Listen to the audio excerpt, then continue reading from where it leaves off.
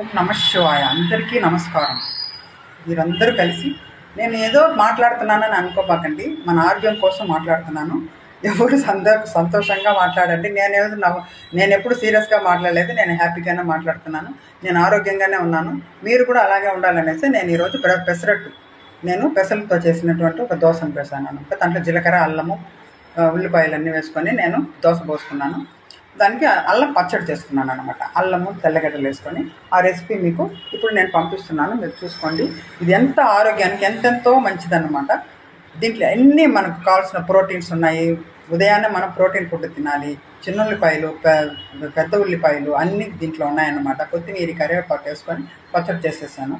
ఇదంతా ఆరోగ్యానికి మంచిది. నేను ఎట్లా నేను ఉన్నానో నాలాగా మీరు ఉండాలనేసి నేను మీకు ఈ యొక్క రెసిపీని అందజేస్తున్నాను.